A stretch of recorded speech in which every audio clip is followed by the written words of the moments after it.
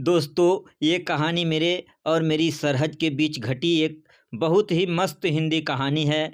तो आप इस कहानी को अंत तक देखिएगा। एक दिन मेरे साला जी का फ़ोन आया और उन्होंने बोला कि वो और सरहज किसी काम से शहर आ रहे हैं।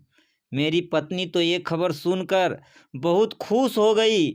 आखिर वो भाई बहन जो थे, पर मैं सिर्फ अपनी सरहज के लिए ही खुश था। मैंने तुरंत सरहज को मैसेज किया और उधर से सिर्फ दिल वाला निशान ही आया। मैं इससे ही खुश हो गया। फिर वो दिन भी आ गया जब साला सरहज हमारे घर आए। पत्नी उन दोनों को देखकर बहुत खुश हुई, लेकिन मैं तो सरहज को देखकर खुश था। वो दोनों थोड़ी देर बैठे ही थे कि अचानक ही मेरी पत्नी और साला जी का पास में एक मंदिर जाने का मन होने लगा। साला ने मुझसे साथ चलने को कहा। मैंने कहा आप लोग हो आइए, मुझे थोड़ा काम है। साला बोले ठीक है, तेरी सरहज भी तब तक घर पर आराम कर लेगी। फिर मेरी पत्नी और साला घर से निकल गए।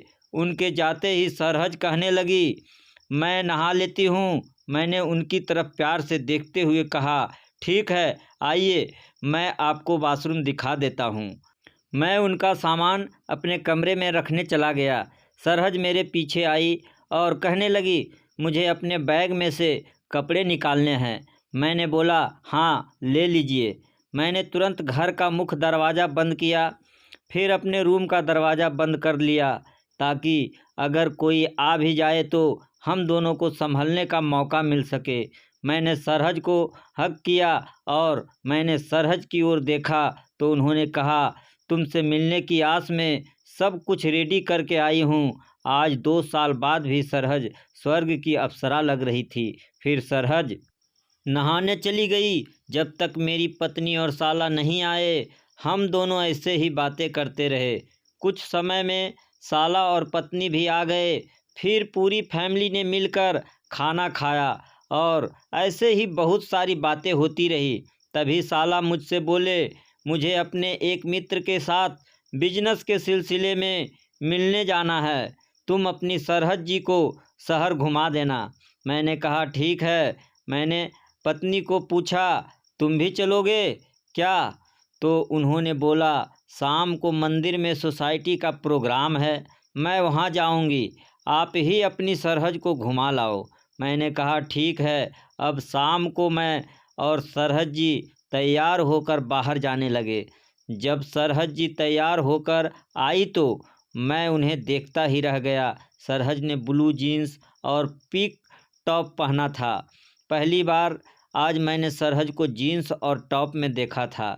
फिर हम दोनों घूमने जाने लगे। इसके बाद हम दोनों में इधर उधर की और प्यार मोहब्बत की बातें होती रही। मैंने उन्हें शहर में थोड़ा इधर उधर घुमाया।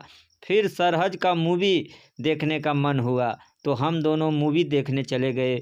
मूवी काफ़ी रोमांटिक थी, लेकिन सरहज के साथ मूवी देखते हुए बहुत ही अच्छा लग रहा था।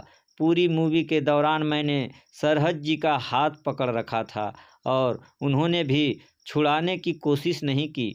मूवी ख़त्म होने के बाद हम दोनों मॉल में आ गए और हमने शॉपिंग की। मैंने सरहज जी के लिए 3 ड्रेस पसंद किए, उन्होंने भी मुझे कपड़े दिलाए।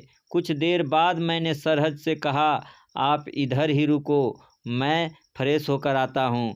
अब मैं टॉयलेट जाने के बहाने से अलग हुआ और उस मॉल के वेडिंग स्पेशल सेल में चला गया। वहाँ एक खूबसूरत सा लहंगा चुनरी टंगा हुआ था। मैंने उसे ख़रीद लिया और पैक करवा कर ले आया।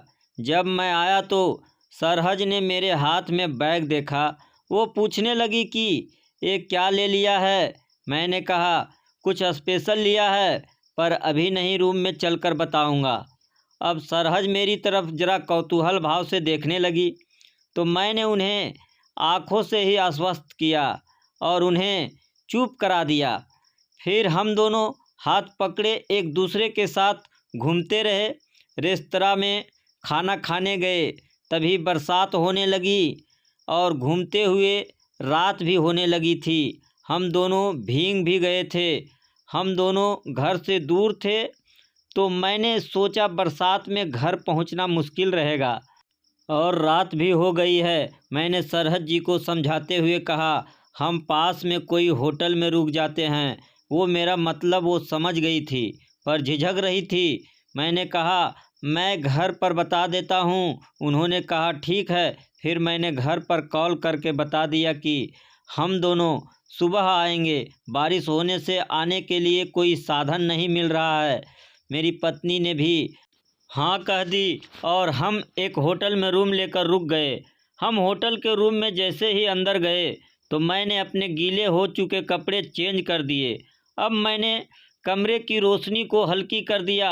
उस समय सरहज को याद आया कि मैंने बैग में कुछ लिया था।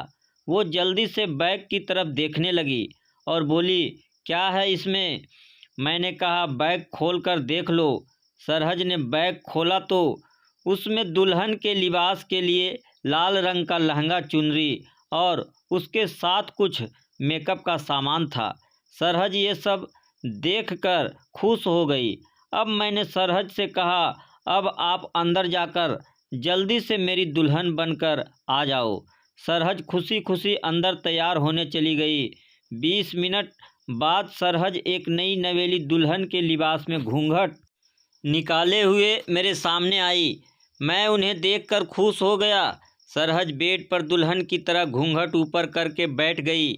मैं उनके करीब गया और उनका घूंघट उठाने लगा तो सरहज बोली, पहले मेरी मुंह दिखाई तो दो। अब मैं अचकचा गया। फिर मैंने अपने गले की जंजीर उतारी और सरहज को पहनाने लगा। सरहज ने मेरे हाथ को पकड़ लिया।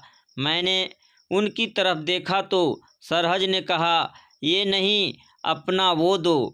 इतना बोलकर सरहज हंस पड़ी। उसके बाद हम दोनों प्रेम के सागर में डूबते चले गए।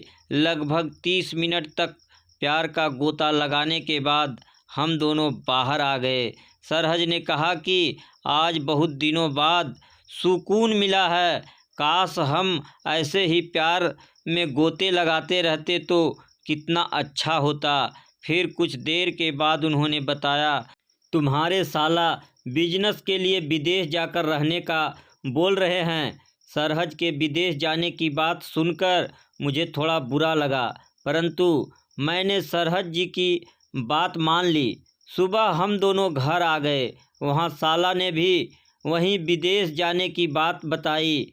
फिर कुछ दिनों बाद उनका जाने का बंदोबस्त भी हो गया, लेकिन उसके पहले हम दोनों ने काफ़ी अच्छा समय बिताया था,